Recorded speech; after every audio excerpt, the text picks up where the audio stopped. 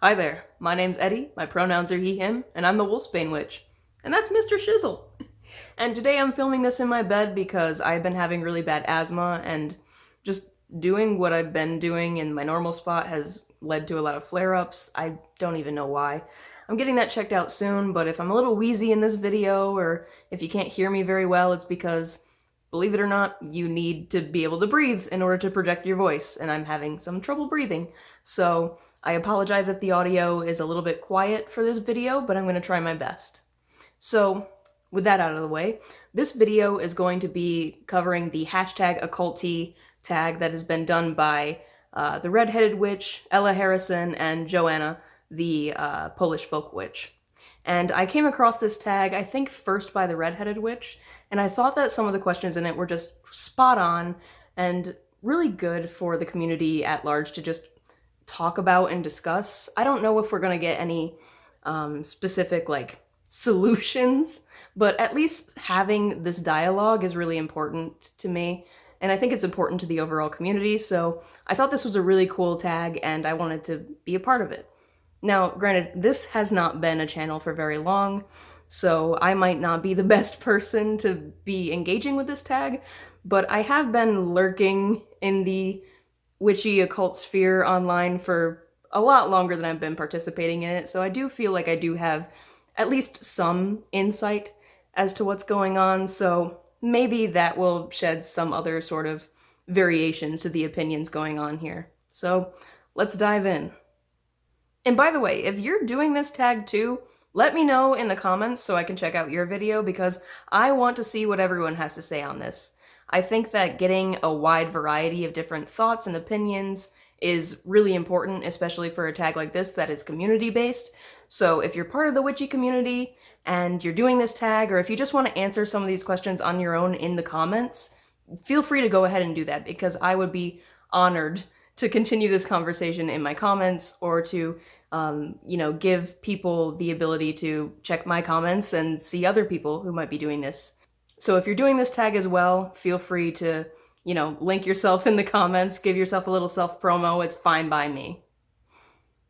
Alright, now with that out of the way, let's get into the first couple questions. And these are going to be broken down into, I think, 4 topics. And the first topic is the impact on the community. Now, as you might guess, if you see me looking down, it's because I do have things written down on my notes. I would be looking at my phone, but I'm actually recording on my phone, so I can't read the questions off my phone at the same time. So I had to write them down on a notepad, and so it be like that. Alright. Question number 1 is, what is my personal reasoning or inspiration behind sharing my practice online? And isn't that such a killer question? So my personal inspiration and reasoning kind of boils down to a couple things. One is representation. I think it's pretty obvious by now that I'm a trans person. I'm specifically trans masculine, and I don't see a whole lot of men in the craft, especially not trans men. And that's weird, because I know that there's a lot of trans people in the craft, and I know that there's a lot of trans men in the craft, but I don't see their voices being shared online, and I didn't see anyone who looked like me on the platform. And so I wanted to join this community and start going online and talking and sharing my experiences as a trans masculine witch, because I think it gives other trans people permission to be themselves. It also allows them to feel like they're valid and seen within the witchcraft community. And it might also just be comforting to other trans people like myself, who might not see a lot of people who are like them within the craft. There's a lot of cis-het women in the craft, and there's nothing wrong with that, but it does make you feel a little like a fish out of water sometimes when, that's all you really see, and you don't see anybody who really represents you. I know that there are quite a few non-binary creators, like Spencer the Norse Witch, Nike the Warrior Witch, I think the Witch of Wonderlust and the Chaotic Witch Aunt, Frankie. I think they're all non-binary in some way, but they're all femme-presenting. They're not really male or masculine aligned. So even though they were not cis. They weren't necessarily like me. And so, I just wanted to throw my hat in the ring and give my 2 cents as the transmasculine witch that I am. And along those lines, another reason why I was inspired to create this channel is because I didn't really see a lot of channels talking about the stuff that I wanted to listen to. I kind of lurked on the internet for almost a decade, listening and absorbing and reading and researching all these witchy creators and content and information. And after a while, you kind of realize that it kind of all circles back in on itself. Like, after a while, there's really nothing new to say, there's really no new perspectives. And so instead of complaining about that, I decided to be the change that I wanted to see, be the voice that I wanted to hear. If no one else is going to say something that I wanted to hear, then maybe other people felt the same way, and maybe I could join in and be that voice that wasn't saying the things that other people wanted to be said. Now, I'm by no means saying that my content is like super original and like you can't find this anywhere else. Like, you probably can. There's probably other people who have made similar videos to me, but the perspective that I'm coming from is what I mean. Like, I haven't seen people come at it from my particular perspective, and that's probably because nobody else has my particular perspective. My perspective is completely my own, and it's completely valid to share that, in my opinion, to share my nuances, my personal practice, my UPG, and my experience as a witch, my experience as me. And I think that by allowing myself to become a content creator, or to at least start along that path, I think it helps to, like, normalize the sharing of our own personal, spiritual, and witchy paths. And I think that that's really important if we want to create a, diverse and inclusive and connected community, which is kind of part of why I'm doing this tag, because I think that's kind of the goal of this tag, is to, create dialogues that will help us be able to do that. In a similar way that me creating this channel is me trying to start a dialogue that will help people do that in their own way. And so I thought that it was important that I would share my voice online just to see what happens, to see if I liked it, to see if other people would like it, to see if I would gain anything from it spiritually or in my craft. I also just wanted to connect to people. And that kind of ties into the next question. So the next question is, what am I looking to achieve by participating? Do I seek to educate, learn, or connect? And I think all three of those are pretty accurate. Primarily, I seek to connect to people. I seek to connect to my personal witchcraft practice, to other people's practices, to compare and contrast, to learn from them, and to possibly educate them through my perspective and through what I know. Now, my education is not necessarily, scholarly education, although I will try my best when I do educational videos to make them as accurate and as scholarly as possible, but I'm only human. I'm just some random guy chilling in my apartment doing these videos for free and for fun. I am not an expert by any means, and I don't feel like I have to be in order to make content. That's not really the point of my content, and that's not really the point of the education that you might get from my content. I think there's a lot of ways to be educated. There's a lot of ways to learn. Some of those are through researching actual, factual, historical things, and some of our education comes from just learning from others, absorbing from others, seeing other people's experiences, comparing that to your own. So in a way, to me, that is education. And that's the type of education that I primarily want to give on this channel. Although, like I said, I might make some more informational videos, but in those, there's going to be a lot more effort put in. And of course, those ones, like the intuition video that I posted, will have sources and all that stuff. So that way you can check that out for yourself as well and educate yourself. Now, that's not to say that I'm not gonna put effort into my more casual informational videos, but like, obviously there's going to be a difference between a video where I'm talking about like a historical event or a particular deity within a historical or cultural context or something like that, or like I mentioned before, my intuition video where I'm going to be talking about actual like scientific ideas and theories and things like that. That obviously requires a lot more attention, a lot more study, and a lot more research than sharing a educational or informal video about like something I learned from a life experience, you know? There's different forms of effort that go into both of those things, but I think both of them are equally valid when it comes to learning or education. And that's what I'm trying to get at here. I think that the witchcraft sphere online right now has a lot of great creators making great educational content based on history and culture, archaeology, and science, and all sorts of things like that. But I don't see a lot of people just sharing their own experiences and what they've learned from that.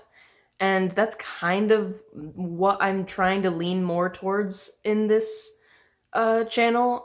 Obviously, like I said, I do want to make some of those more formal informational videos, but I think informal informational videos have a place as well. And I think that having a balance between the two can offer you knowledge and wisdom. And if anyone who here plays D&D, you might recognize that intelligence and wisdom are two different stats. And in order to have high stats, you gotta boost both of them, you know?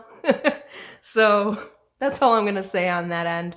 I seek to connect, learn, and educate all at the same time, but maybe in a little bit different way than how you might presume education might play out. So the next question, by the way, I'm not gonna do all the questions because this is there's so many questions, and I want you to have some incentive to watch other people do this tag, so I'm not gonna do all the questions, so that way you can see other people answer those questions. So, you know, big brain, plug in other people, you're welcome. Not like anyone cares anyway, I only have like 80-something subscribers. But hey, I mean, you know, if you want to piggyback off my success, feel free. Alright.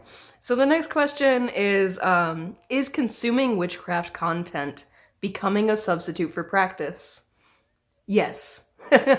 I know plenty of witches. It's usually beginner witches or witches who are kind of into it, but kind of not. They tend to kind of live vicariously through witchcraft content creators.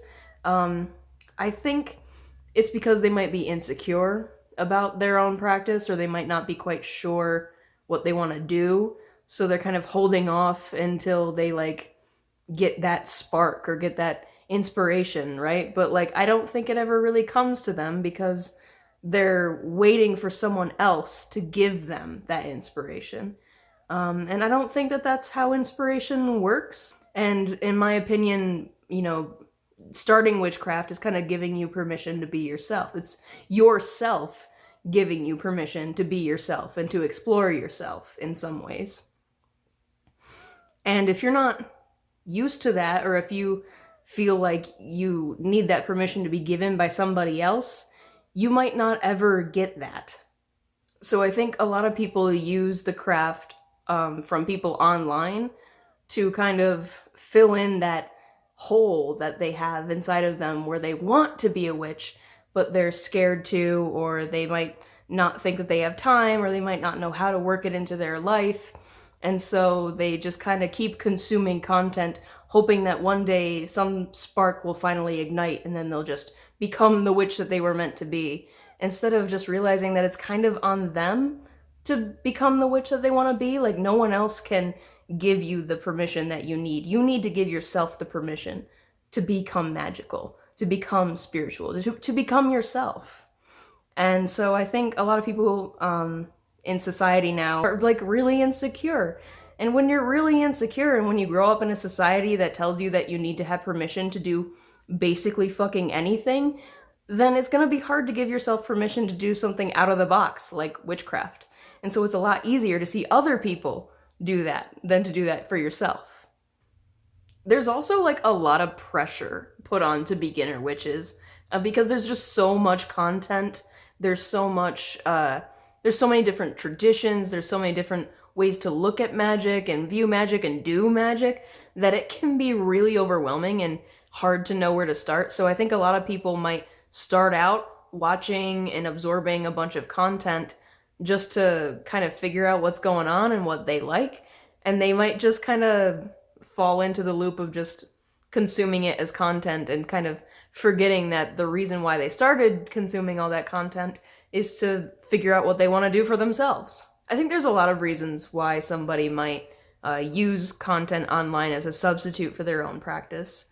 If you're in the broom closet, or if you're like younger, you might do that because it doesn't feel safe to you to be able to practice openly or to be able to practice at all. You might have fallen for some, witchy fear-mongering of like, oh, if you don't protect yourself, a demon's gonna come and, slap your ass at night, or like some weird shit. You know what I mean? Like, there's so much like witchy fear-mongering when it comes to like protection and cleansing and banishing and spirit work and basically everything. Like, there's a lot of fear-mongering, especially on TikTok. And so if you're a beginner, you might want to live vicariously through someone else because it's safer, or at least it might seem safer to you. You might not want to take that risk for yourself, Like, oh, those people know what they're doing, so they won't get hurt by doing magic. So I'll watch them because they know what they're doing. But if I tried, then a demon would possess me or something. And, I think that that's kind of on us as a community for scaring the fuck out of these people.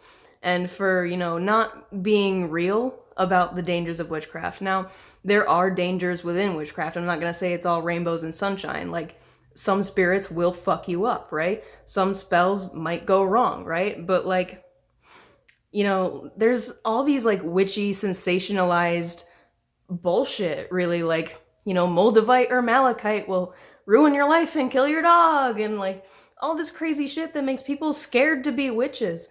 And so, like I said, it's easier and it seems safer to just consume this content from someone else who seems to know what they're doing better than you perceive that you know what you're doing, if that makes any sense.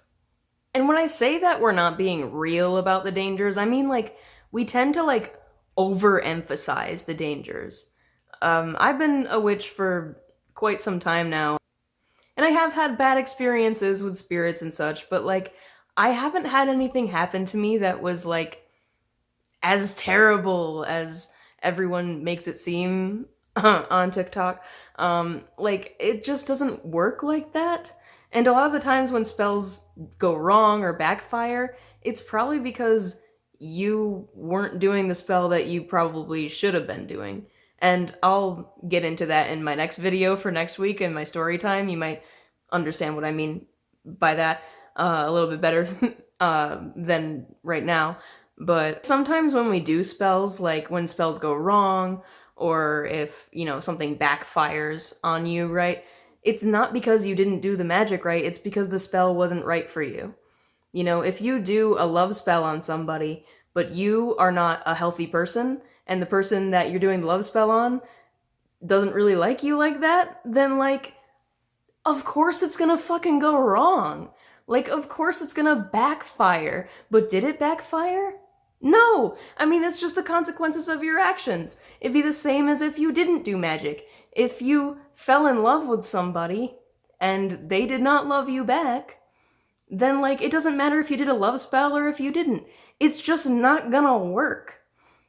So I think that sometimes people will say, like, oh, this spell went so wrong for me, like, witchcraft is dangerous, and it's like, well, is witchcraft dangerous, or did you just not think? Were you just kind of selfish? Or did you just not do the spell that was right for your highest good, that was right for your highest self, right? I don't know. Maybe that's the case. I don't know. But with that being said, let's move on to the second topic, which is influencer authenticity. So the first question for this second topic is, out of what I share on social media, how much is real versus how much is staged? I mean, right now, this is pretty fucking real. I'm just sitting in my bedroom chilling and chatting. But, some of my videos are a little bit more scripted. I do have, like, whole scripts outlined. I don't like, read them off word for word, but I do, like, look at them, and then I'll go and film it. But that's mostly for the educational video I did, like the intuition video.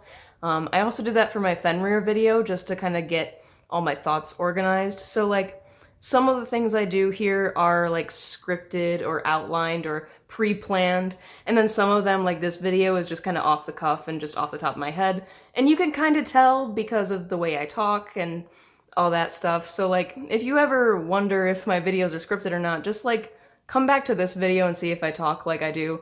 in this one, and if I don't, it's probably because it was scripted or outlined or practiced in some way. And I don't think that that's a bad thing, you know?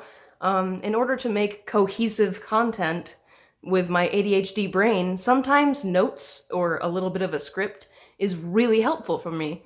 And it helps me give my authentic voice in a way that is helpful for you. So it might not be authentic in the sense that I'm just saying it off the cuff and like just letting the camera roll and, you know, doing whatever, but it is letting me be authentic in the way that it allows me to collect my thoughts in a way that I can share it in an authentic manner.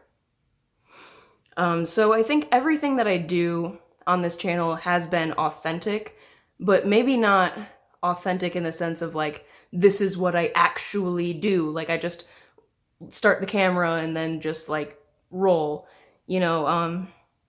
For instance, like when I did the 12 Days of Yule challenge, I did a couple spells that I filmed on that. And when I did those spells, I did actually do those spells. Like those are real spells, but I didn't do them like on my typical altar that I would usually do spells in, which is like really small and kind of personal.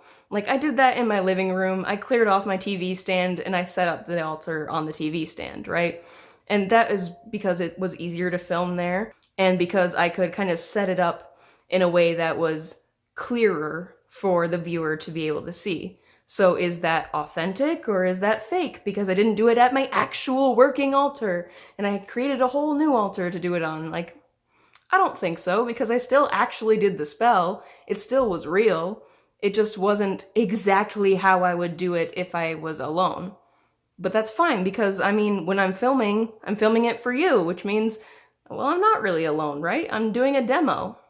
And it's okay to do a demo that isn't exactly how you would do it, you know, if you were to do it on your own.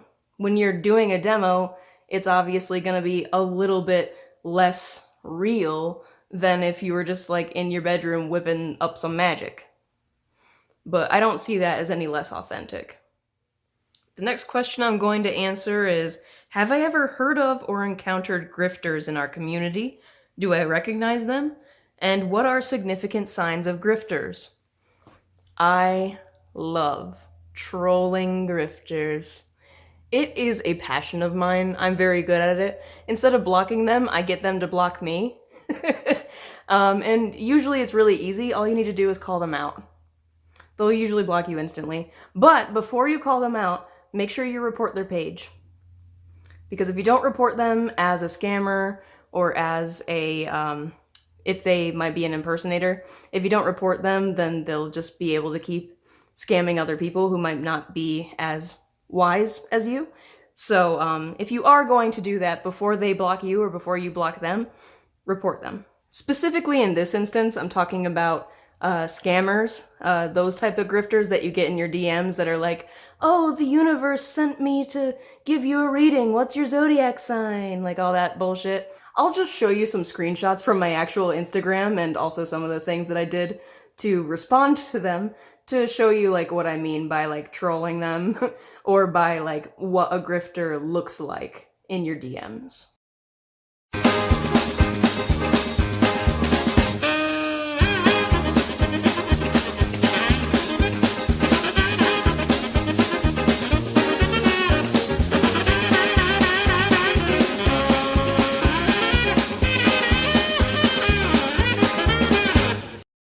Now these type of grifters, I would call them overt grifters. They're very like, it's very obvious what they're trying to do.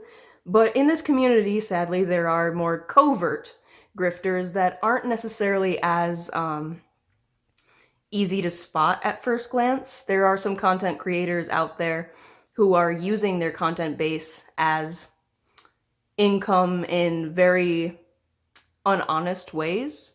And they are making content that might not be honest either. Specifically, I'm going to call out the channel Wisdom of Odin, or Jacob Todson. He's a grifter. He uses his platform to weaponize against people. He's also a transphobe and a homophobe. He also refuses to denounce the ADA, all sorts of things like that. So you know what? Jacob Todson, you're a fucking grifter. And I don't feel bad for saying it. And if you want some receipts for what I'm talking about, I'll leave those in the description below so you can check that out. I'm not gonna make this a bashing video on Jacob Todson, other than what I've already bashed him on. Sorry about that. I don't know why I'm feeling so spicy today. But yeah, I do have a bone to pick with certain people who weaponize their platform and who use it for monetary gain while giving people false hope. Like, that shit is just really fucked up, so excuse me for being a little spicy about it. So the next question I'm going to answer is, what tools are helpful to decipher misinformation, and how can we as a community prevent widespread misinformation? This is going to be a loaded one because I am going to answer in kind of a... I'm going to answer the question with another question. So I'm not really going to provide a solution to this. I just want to provide more ways to think about how we define misinformation and how we as a community might want to, I guess, what do we decide is actually misinformation versus what do we decide is acceptable? And here's what I mean by that. So to put this into context before I begin, let me just start by saying I practice chaos magic, and part of chaos magic is paradigm shifting, which means that I kind of shift my viewpoint and my sort of spiritual or mental identity in order to gain greater insight, or in order to gain sort of benefit from having said perspective or insight. So, you know, one day I could be atheist, the next day I could be polytheist, the next day I could be pantheist. You get the drift. It's oversimplifying, but maybe I'll make a whole video on that some other time. But basically, because I have multiple paradigms that I've see the world under, I tend to see the things that go on in the community from a sort of all-encompassing bird's eye view. And when you see something from that way, concepts like misinformation get a little bit complicated. So let me explain. So I'm gonna start on like the really, really extreme end. So over here, right? So over here we have the extreme atheistic, like militant atheistic lens. And this is a lens that I don't think almost any witch actually subscribes to, because if they did, they probably wouldn't be doing witchcraft, right? And that lens is kind of like the whole thing is misinformation, right? Like, is it misinformation to say that a pendulum can help you talk to spirits? Is it misinformation to say that a crystal can help you with energy work? You know, is it misinformation to say that a rune put on your door might help, you know, protect your house or something like that? Is that misinformation because there's really no way to quantify any of that? So is saying that that stuff might be true misinformation or misguiding? Now, I think that a lot of witches would probably say no, because a lot of witches work with those ideas. So if they thought that that was misinformation, they probably wouldn't be doing that stuff, right? So it's obvious that we have a sort of viewpoint that we're seeing this through. And I think that viewpoint comes down to historical accuracy and cultural accuracy. And I think that that is the most important form of misinformation that we're talking about. And I think that that's the most important form of misinformation that we need to be focusing on. But that's not the only one. So let's look at the other extreme before we look at the middle section. So the other extreme would be, is it misinformation to say that Caradwyn is Maiden Mother Crone? Because Maiden Mother Crone didn't exist for Caradwyn when she was, you know, conceived by the Celts, right? Like, they didn't see her as Maiden Mother Crone because that is a modern concept. So is it misinformation to associate her with that because it's not true historically? I don't know. I'm not trying to make a point on that. I'm just trying to say, like, you know, how far are we going to take this idea of misinformation? Where are we going to stretch it to? So that's like the other end of the extreme. But in the middle, we have what I was talking about earlier, which is historical and cultural extreme. So it'd be like saying, like, the witches in Salem were victims of the burning times, right? But we know historically and factually that that is not correct, that the witches in Salem were hanged, and they weren't even part of the same geography or region or time period of the burning times, right? So that would obviously be misinformation. And that would obviously be misinformation that would warrant being corrected, because having misinformation like that might lead people to assume things about history or about reality that are not true.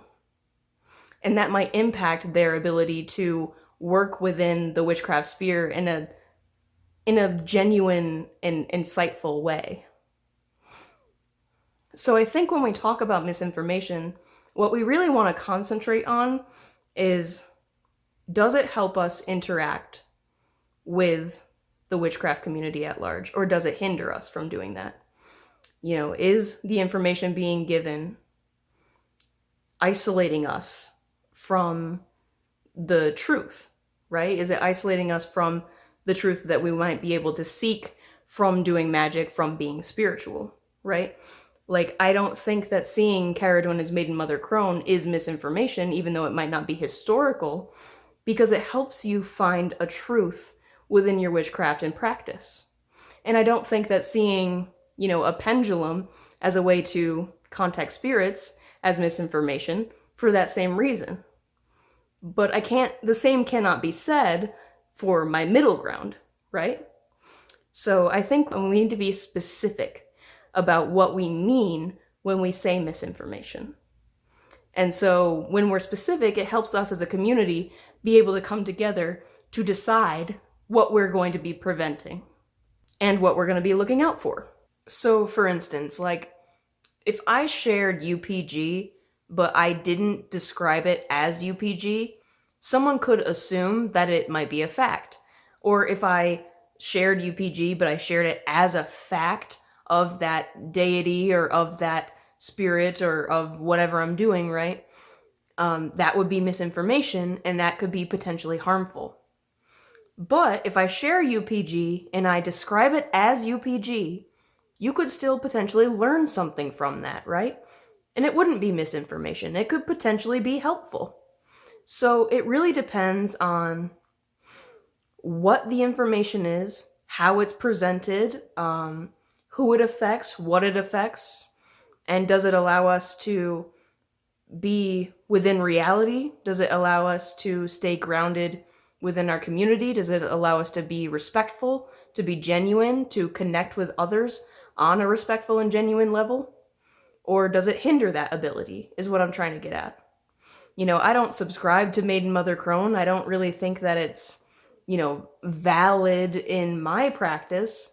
But I think that if you don't say that it is historical fact, and you use it in your practice and it's helpful for you, or it's insightful for you, then that's good. That could be helpful, and that could create a form of community for some people. And it has.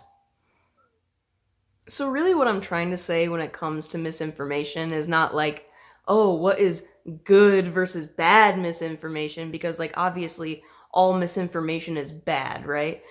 But what I'm trying to say is, like, what do we as a community want to define as misinformation versus what it could be considered misinformation, but that actually isn't, and that actually might be helpful to us. That's what I'm trying to get at here. Alright, hopefully that kind of made sense. I don't know. If it didn't, just ask me in the comments and maybe I can try to explain it a little bit better. But with that being said, how do we define that center part of misinformation? Like, how do we recognize that as misinformation? And basically, if someone makes a claim about something historically, odds are you're probably already researching that thing. Which means odds are you're probably going to find a lot of different sources, right? If they are the only source that says that thing, they're probably making that shit up, or they're probably wrong. And if you really, really want to make sure, because some people just know, like, little nuggets of information that other people haven't mentioned before. But so if you want to make sure that it isn't or is that, research it yourself. Ask the question on Google. We have supercomputers in our pockets at all times. Use it.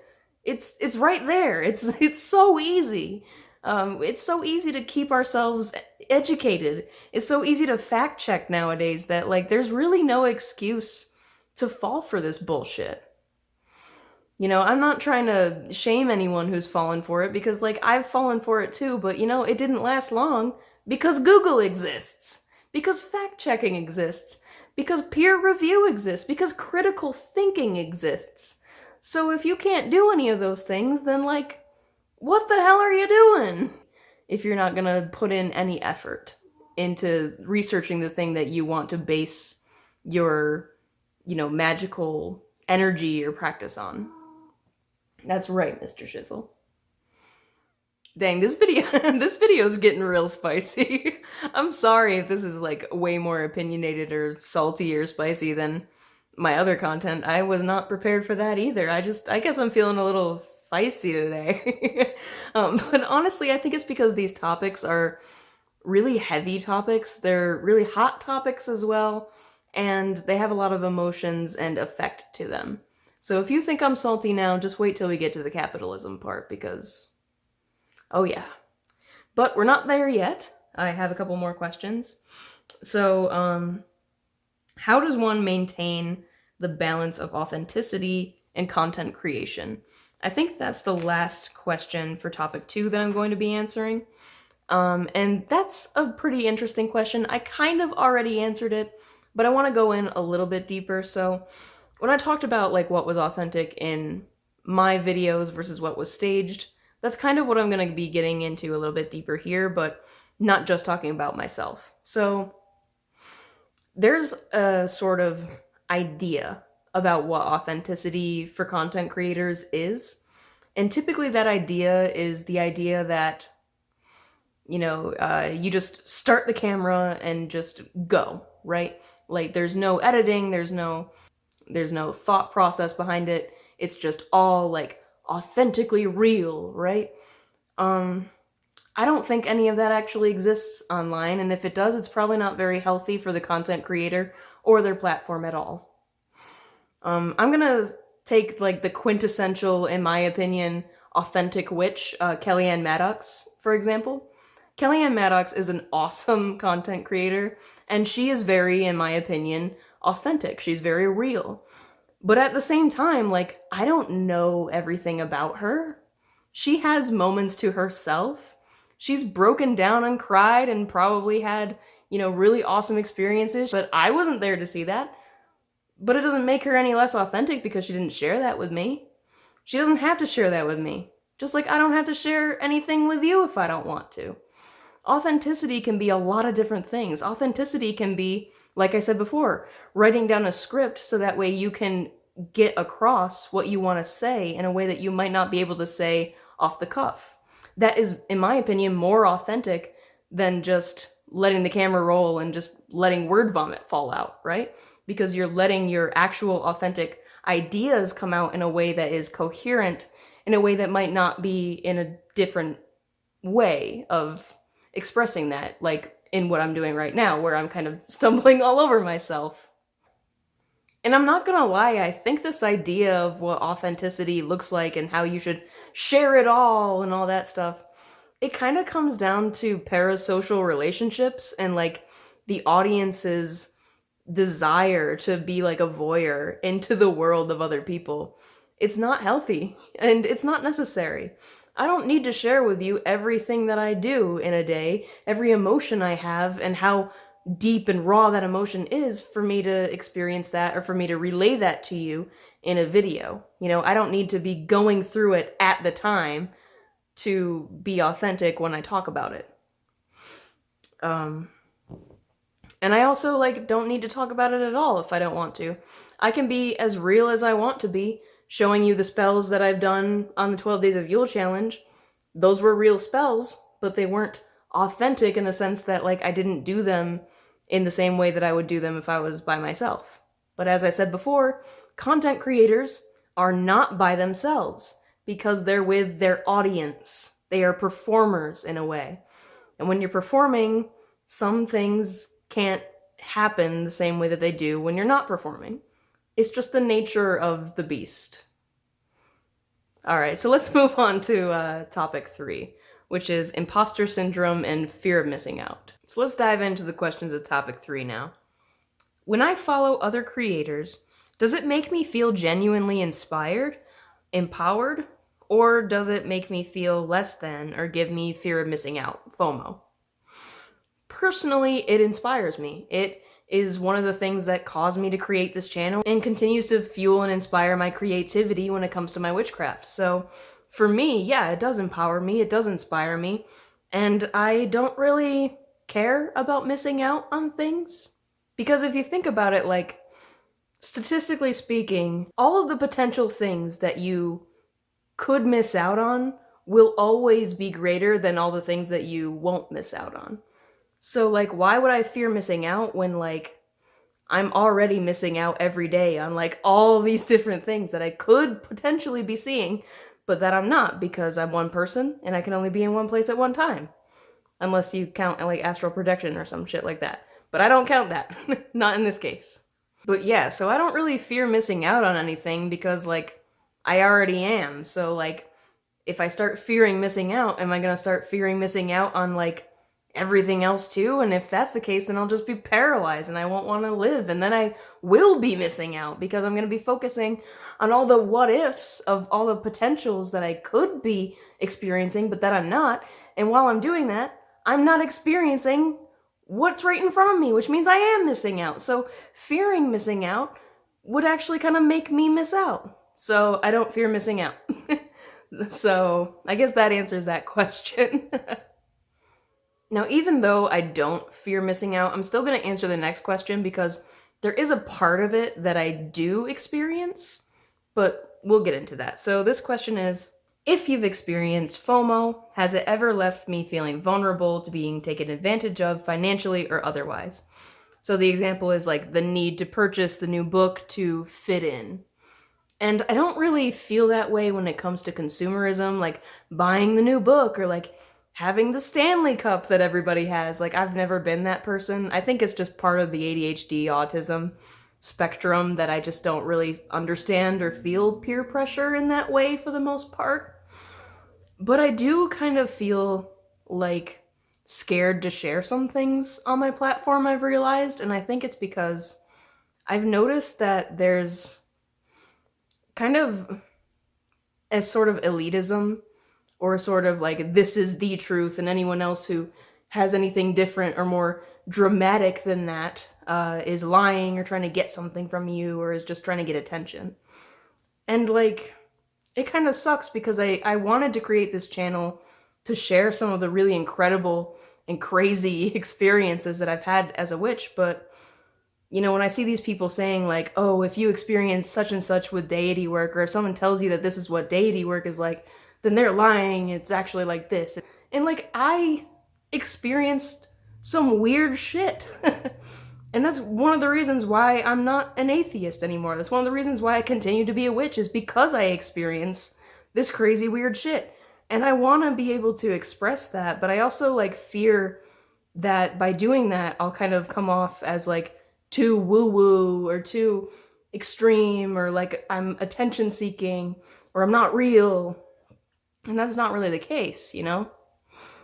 I think it is possible to have incredible experiences, maybe even multiple times in your life, because I have had that. Is it rare? Fuck yeah, it is. And I don't know why it happens to me, but it does. And I feel like I should be able to share that without having to fear that other witches are going to kind of judge me for having those experiences, or think I'm crazy, or think I'm an attention seeker. Because I really just, that's not what this is about. Like, I just want to share this so that way other people who might have experiences that I have don't feel so alone and don't feel so judged from those other witches that kind of pressure you to fit into that mold. So I guess I do kind of feel vulnerable in that sense. Like, I feel like I need to fit in or like censor some of the things that I say or some of the experiences I've had, because I don't want people to think that I'm lying or being an attention seeker. And that's still something that I'm kind of struggling with. But of course, this is a pretty new channel, so I'll probably figure out how to get over that and become brave and just share whatever the fuck I want to regardless. And I'm kind of getting to that point where, yeah, whatever. So we'll see. And this kind of ties into the next question, which is, when practicing my craft, Do I find myself comparing what I do to what I've seen other people do online? Now, when I practice my actual craft, no, I don't. I don't give a fuck about anybody else. I do it for me, I don't do it for you. But when it comes to posting stuff online, I do compare myself quite a lot to other content creators. I also compare, like, what I have to say to, like, other people's opinions. And sometimes, like I said, I feel like I need to censor myself. So that way other people who I respect won't judge me, because I don't want people who I respect or look up to judge me. You know, I don't want them to think that I'm something that I'm not, and that's kind of hard. And it's kind of unavoidable in some situations, but it just sucks, you know? So yeah, I do compare in that sort of way. What ways would I combat imposter syndrome? I'm still working on that, honey. I don't fucking know. One day at a time, I guess. And what would my practice look like without social media influence or of content creators? Alright, so let's get out of the negatives and get into the positives. If it weren't for witchy content creators, I probably would not be a witch. I owe so much gratitude to the witchy content creation here on YouTube specifically, but also on other platforms as well. But I think that YouTube is probably the most beneficial and consistent quality-wise when it comes to witchcraft content, so I tend to stay on YouTube. I tried joining some, like, Facebook groups and stuff, but that's mostly full of, like, boomers and people who don't know what the fuck they're talking about. And the same thing with TikTok, it's just the opposite. Instead of boomers, it's Gen Zs who don't know what the fuck they're talking about, I say, as a Gen Z. So, you know, it's... You find your people, you find your niche, and it can be pretty inspiring, and it can be pretty good, so... Thank you, YouTube, for being a positive influence on my witchcraft practice. Alright, now let's move on to topic number 4. And what are you doing, sir? Topic number 4. Capitalizing on the community. We can capitalize on this cute little kitty right here. I am. Subscribe to me if you want to see more. So, let's move on to topic 4, which is capitalizing on the community.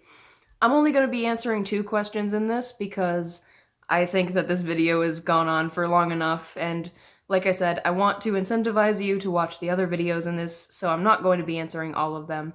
So let's just move on to the questions of this. So, what are some of the dangers of the current phenomenon of capitalizing off of the witchcraft community? There are so many. The first thing that I want to say is that capitalism in general, in my opinion, is just anti-nature. It goes against everything that nature is. And the reason why is because capitalism as a system fundamentally thrives and attempts to achieve a sense of exponential growth. And the problem with exponential growth, when you live on a planet that has finite resources, is that it's literally fucking impossible to do without destroying your limited resources and then moving on to something else. So capitalism in general is just inherently bad. I think we can mostly agree on that, hopefully, maybe. If not, you should, because it's hurting you too, trust me. But that aside, the dangers of capitalism when it comes to the witchcraft community, I think, is the trivialization and the tokenization of pagans and witches and spirituality in general. Specifically spirituality that is not monotheist in nature, so that isn't Abrahamic, essentially. You know, they'll sell, like, pagan or heathen aesthetics, but they don't sell Islam as an aesthetic, right? I wonder why our traditions and our spiritual practices and our magical traditions are looked down upon or trivialized or tokenized in such a way, but the main 3 Abrahamic religions aren't. Kind of funny how that is, right? Kind of funny how the traditions of people who have historically been oppressed are now being used as a marketing tool. And the reason why, I think, is kind of the same reason why, like, you'll see Native American Halloween costumes, right? It's because capitalism is based on colonialism, and colonialism doesn't give a fuck about people like us. Colonialism destroyed people like us, which means that now that it owns us, now that it thinks that we're gone or doesn't really give a shit about the sanctity of anything that we believe in, it can make a buck off of it, and it doesn't care how it does it or why it does it, as long as it can make a buck off of it. That's how capitalism works.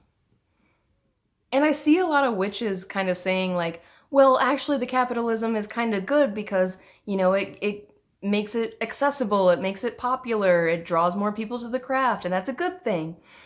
And I really question if that's the case. I really question if this trend was actually made for us, or if it's marketed in our direction, but also not for us, right? Because if it was for us, why? So for instance, like, why do they sell white sage and along with it, they don't sell it from the people who actually use it in their cultural practices? And also when they sell white sage, why don't they have instructions with it on how to properly smudge within that cultural context? Why do they just sell it straight up? If it was made for us, if it was made with us in mind, if it was made mindfully or genuinely, first of all, they wouldn't be selling it en masse to a bunch of fucking white people. And second of all, they also would probably at least include some context or instruction on how to use the sage properly, right? But they don't do that because capitalism doesn't give a fuck about that. They don't care about native practices. They don't care if you as a witch are cultural appropriating because they don't care about witches. They just care about making money, and they know that they can make money by selling this stuff. And that's why you see, you know, a bunch of things that aren't historically considered witchy, all these things from all these different cultures, which, by the way, have all been colonized, are just being trivialized, tokenized, and capitalized on. And I don't think that's okay. Like, yeah, we do get a lot more trinkets out of it, but are our trinkets worth it? Are our trinkets worth the fucking blood crystals that are being mined by basically slaves? Is it worth it to have it accessible? I don't think so. You know, and I'm not trying to say that I'm like an anti-crystal purist. I mean, I have crystals here on my bed next to me, but the fact of the matter is that I bought them, one, from small businesses who are run by magical people, and two, I bought them from small businesses who sourced them ethically. Some of those people actually went out and mined the fucking crystals themselves. So that's what I'm talking about. Like, you don't get that when you get mass-produced things. For instance, how many of you have seen that ad where there's that blonde lady who's like, you want to get free crystals every month? Ooh, that's right, free! Like, you want to know why those subscription boxes have free crystals in them? I'll tell you why. It's because they get them dirt cheap. And you want to know how they get them dirt cheap? It's because they're mass-produced. And how are they mass-produced? They're mass-mined. And how are they mass-mined? Through fucking slavery! And other unnecessary and unethical means. So, like, is it worth it to have your free crystals every month if it's being paid for in the blood of somebody who you will never see, but who lives across the country and who is being exploited? I don't think so. And even when it comes to witchcraft books, right? Like, Ivy Corvus made a video on this recently where she talked about our modern witchcraft books failing us. And, like, the reason why we see those AI-generated books, or the reason why all these books are repeating the same fucking garbage over and over, is because you can't get any more deep or specific into witchcraft, or else you'll scare off all the normies who you're trying to capitalize on. Like, yeah, it's for us, but it's not for us. It's for whoever can buy it and whoever might want it. That's how capitalism works. You know, like at Pride Month, for instance, you get all these like rainbows everywhere, but have you ever seen like a pansexual flag being sold? Or like an ace flag or a demi-girl or demi-boy flag? No, because they don't give a fuck about LGBTQ plus people. They just want to sell the rainbows and cash in on us. And The reason why they have just rainbows and not all those other more specific things is so straight people can buy it too, because straight people like colors and they like rainbows. It's not for us. It's for their pockets. And that is not a good thing. We should not be celebrating this. Just because it makes Pride merch accessible doesn't make it okay. It doesn't make it ethical. And I think we need to think a little bit harder about what's actually happening when it comes to capitalism and witchcraft and how it capitalizes off our community and what it's actually doing to our community. Yes, it's bringing people in, but is it actually educating them in a way that's helpful? Does it actually keep them in the practice? Because I don't know if it does. And this is just my opinion on the matter, so maybe I'm wrong, I don't know, but I just genuinely have such a disdain for capitalism that I can't really see anything good in it. Now, if you're going to buy anything witchy, buy it from a witch. Buy it from a spiritual person. There's plenty of shops on Etsy. There's plenty of shops locally that you could go to. Just don't buy the fucking Sephora witch kits. Buy what you need, make what you need yourself if you need to, and just be genuine about it and be thoughtful about it too. If you don't know where it came from, it probably wasn't sourced ethically, especially if it's mass-produced and has like thousands of different products within that same line. Same thing goes with those subscription boxes. Be careful what you're buying. The next question is going to be talking about, have I been personally affected negatively by this capitalization? And I'm going to go into a little bit more about the aesthetic capitalization and how the normalization of the aesthetic is not always a good thing and not always a helpful thing for witches. So I have a coworker that I worked with, and they had a very witchy aesthetic. They had tattoos all over them that were very witchy. They had like certain occult symbols on them. They, wore like a little tarot necklace, and like they just genuinely had a witchy vibe. So when I moved down south from where I was in New York and I saw someone witchy at the place that I worked at, I felt kind of comfortable approaching them to befriend them and to talk to them. And at first it was good until we started talking about witchy stuff, and they basically turned around and said that shit was crazy, and it just made no sense to me, because like, why are you wearing my sacred symbols, right? Like symbols that I use in my craft, that I tie to my spirituality. Why are you using these symbols on your body? And then when you meet someone like me who uses those for real, you're gonna judge me? You're gonna ostracize me? You're going to claim that all that stuff is, just an aesthetic and you just see yourself as a witch even though you don't do anything witchy? And then when you meet an actual witch, you're gonna make fun of them? So yeah, I have been negatively affected by this capitalization, or I guess, trivialization of witchcraft. Because, at least before this happened, when I saw someone wearing like a pentacle necklace, I knew they were probably a safe person to talk to. Now, I can't be sure about that. And that kind of sucks, I'm not saying that like these people can't just think of themselves as like a witchy woman or whatever the fuck they want to call themselves or dress like. Like, you can dress however the fuck you want to dress, you can look however you want to look, but if you're using something from a specific community and then you meet a community member of that and you can't respect them, then yeah, I think that there's a destructive problem going on here. I think that there's a disconnect going on here, and I think that might need to be addressed somehow. So yeah, I don't know how that would be addressed personally. I think this problem is really big, and there's not a whole lot we can do against the machine of capitalism, but I do think that this is worth talking about, or pondering as a community at least.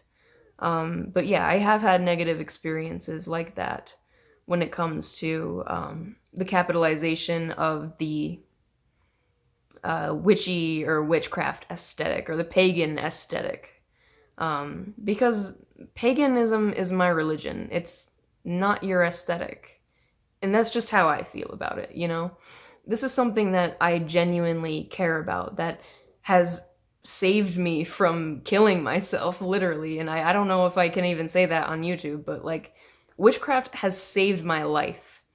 And to see somebody use those symbols and use the look of a witch in such a flippant way, and then turn around and not appreciate witches at all, or not really understand witches or pagans at all, that shit hurts. And it creates a weird sense of like, I don't know who I can be safe around anymore. You know, I used to look at, you know, these people and kind of automatically know that they were probably going to be chill with me. Now I can't tell. And that kind of fucking sucks.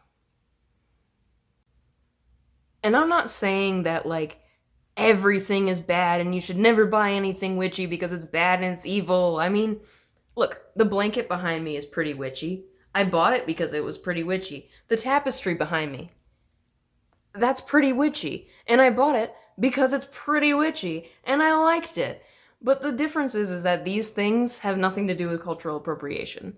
These things have nothing to do with slavery. You know, these things would exist regardless. Like, blankets would still be made. Tapestries would still be made. Regardless, right? So I think there's a difference on what you're buying, who you are, what you know, what you don't know, what symbols you're using. You know, and if you are not a witch or not a pagan, but you still want to use witchy symbols, or especially like the pentacle or Thor's hammer or something like that, I do think that you have, at least, at minimum, the responsibility to not be an asshole when you meet an actual pagan or witch and they confront you about it, you know, thinking that you might also be a pagan or a witch. You know, I don't think that that's a controversial thing to say. I think if you're gonna use our religious symbols, you shouldn't be a dick to us when we, you know, say like, hey, are you pagan? Are you Wiccan? Are you know what I mean? I don't know. That's just my thoughts on this. So let's finish up and move on to the conclusions, shall we? Alright, so the first question is, what are some topics of conversation that we'd like to see more of in our community? For me, I want to see more UPG being shared.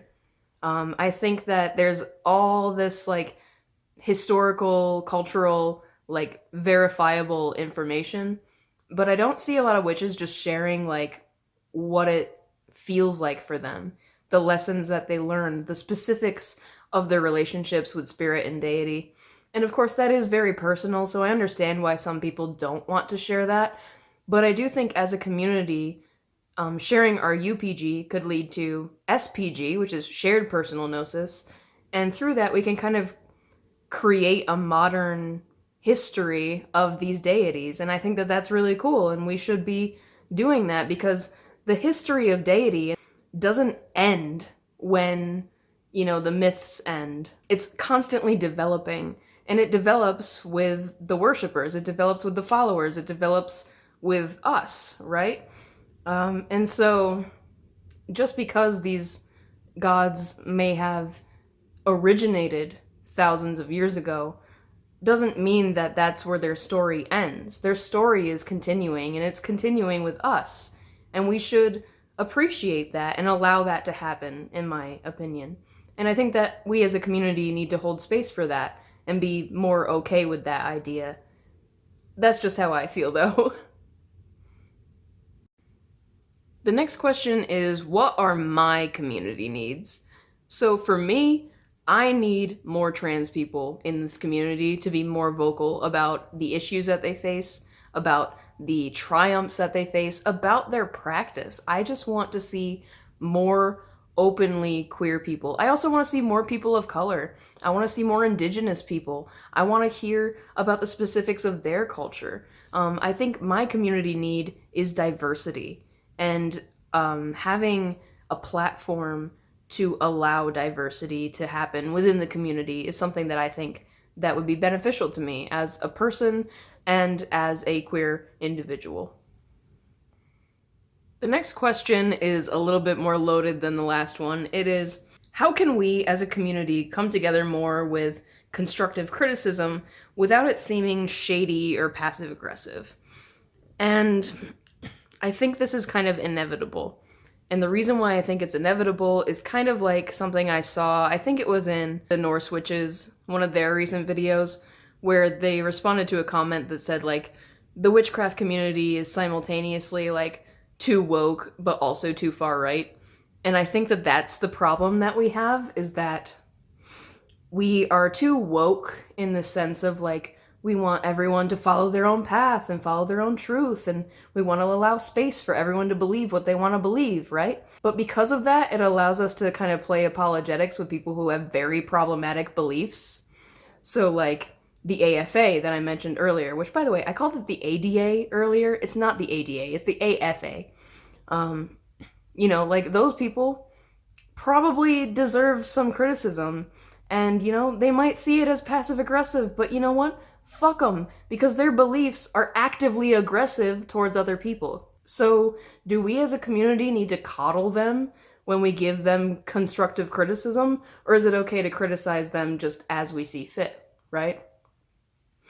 But also, when it comes to constructive criticism, we also need to understand that there's, like, a sense of ego going on both sides, right? Like, we might be coming across too harsh with our criticism because of our ego, but on the other side of it, they might not take that criticism as anything but passive-aggressive or but shady because of their ego. Because when you have a belief system that you've spent years believing in and honing in on and, like, seeing as a truth, or possibly even connecting your spiritual self to, when that's poked at, when that's criticized, when that's put under some heat, people tend to not like that. They see that as an attack on themselves.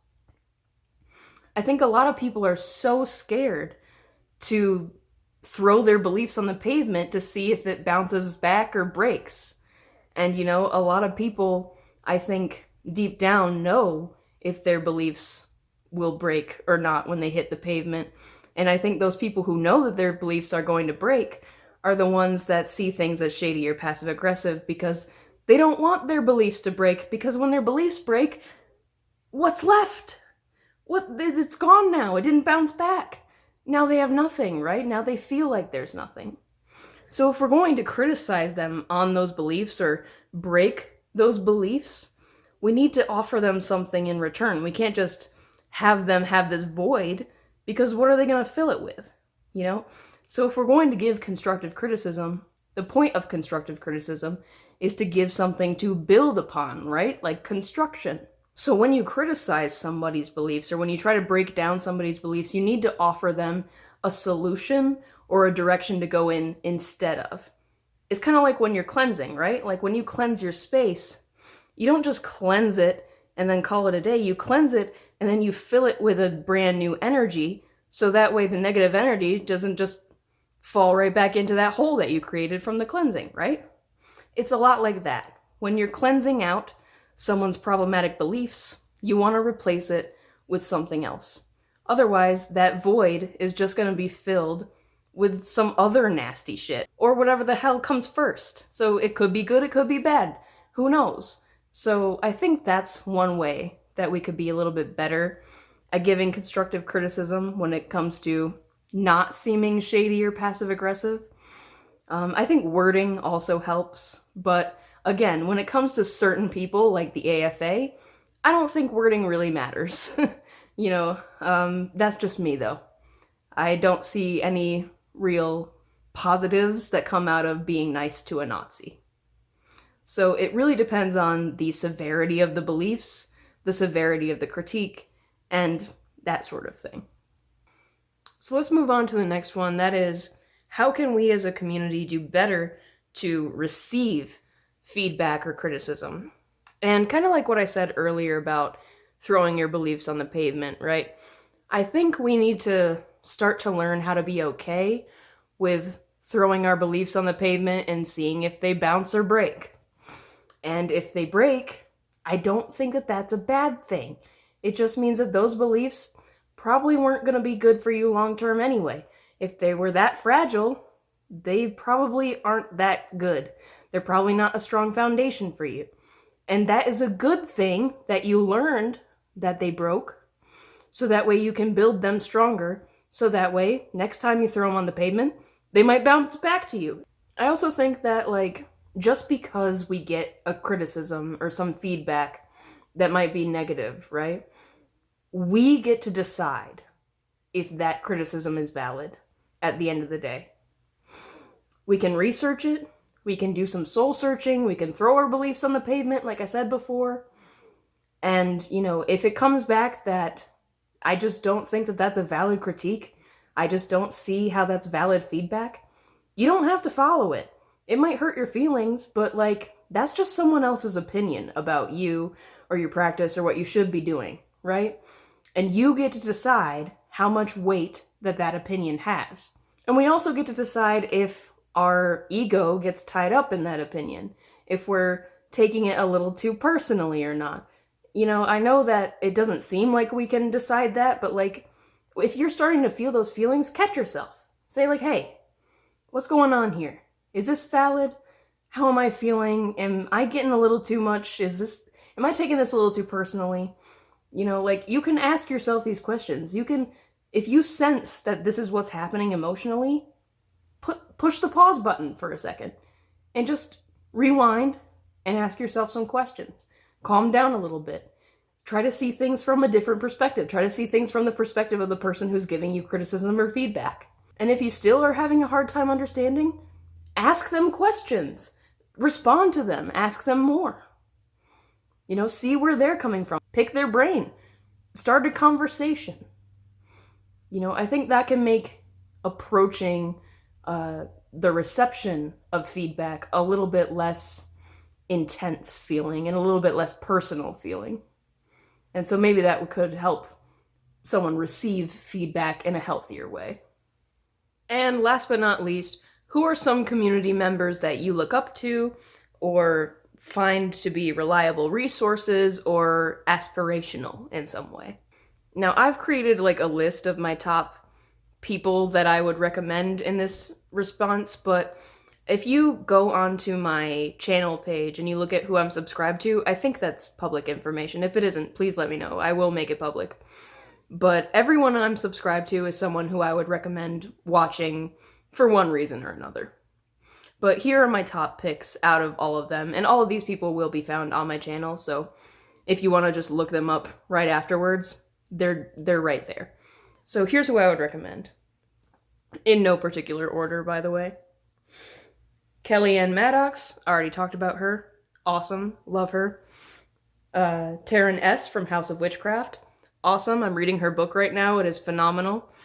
Isha, the activist witch. Hi. Ivy Corvus, or Ivy the Occultist. The reason why I started this channel, if you're watching this for any reason, hello again and thank you. Mara Starling.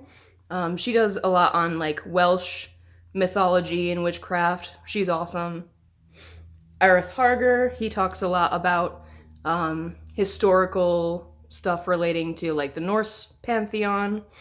Thorn Mooney, she's just cool. I like her content. Ocean Keltoy, same thing as Aerith Harger, a little bit different flavor. Aaliyah Kai is kind of like that as well, but for Hellenism and the Greek pantheon. Wolf the Red, he's just fucking cool. And Blade and Broom, because I fucking love their content. So all of them are available in my subscribed list on my channel. So if you want to check them out, go ahead. Those are my recommended channels for you. And that's really all I have, so if you've watched this far, thank you so much for watching. If you've subscribed already, thank you so much for subscribing. If you want to subscribe, go ahead. I post a new video pretty much every week, although I've got to be honest, my health is being a little weird lately, so that might fluctuate, but we'll see. I'll keep you updated on my community posts. But other than that, thanks so much for watching, and have a nice day, and take care!